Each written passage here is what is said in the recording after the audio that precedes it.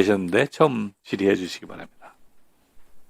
네, 차관에게 질의하겠습니다. 검찰이 지금 윤석열 정권 하에서 검찰에 과도하게 집중된 권한에 대해서 많은 반성이 있었고, 그에 대해서 검찰의 수사 기소권 분리 법안이 지금 법사위에 많이 상정이 되고 계류 중에 있습니다. 그에 관해서 지금 검찰은 자신들의 지난 과오에 대해서 분명한 자성과 반성이 있어야 되고 거기에 대한 책임 또한 반드시 져야 된다 이렇게 생각합니다.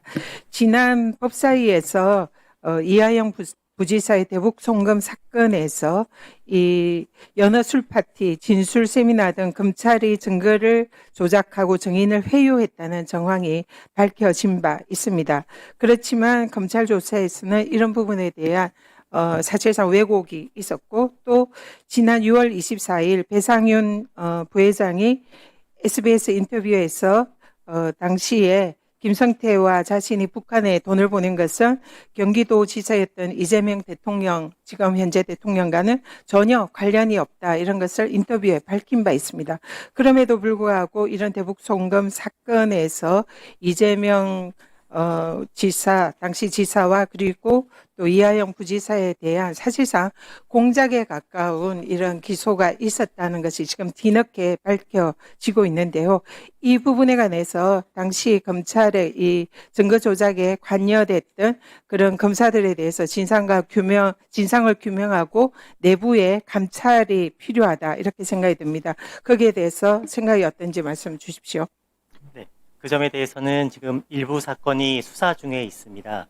의원님께서 말씀하신 사실관계에 대해서 저희가 좀 확인을 해보고 방향성에 대해서 검토해서 잡아가 보도록 하겠습니다. 내부에 감찰을 하시고 그 사건의 진상을 규명해서 과연 이 공작과 이 증거 조작이 있었는지를 확인해서 다음에 법사위에 보고를 해 주십시오. 네, 그렇게 하도록 하겠습니다. 네, 법원 행정처장에게 또 질문 드리겠습니다. 지기현 부장판사에 대해서 룸살롱 의혹이 법사위에서도 제기됐고 많은 또 언론에서 다룬 바 있습니다. 그래서 법원에서는 여기에 대한 감찰을 진행을 하겠다라고 표명을 한 바 있는데 그에 대해서 지금 진행 사항이 어떤지 말씀 주십시오. 예, 영감실에서 계속 검토 중에 있는 것으로 알고 있습니다. 저희들도 결과 나오면은 거기에 대해서 말씀을 드리도록 조속히 하겠습니다. 조사해서 예. 결과를 보고해 주시기 바랍니다. 예. 그리고 다시 우리 차관에게 질문하겠습니다. 네. 김건희 명품백 수수와 관련해 가지고 거기에 대해서 지난 입법사위 자리에서 별 문제가 없고 잘 마무리됐다 취지로 말씀하셨는데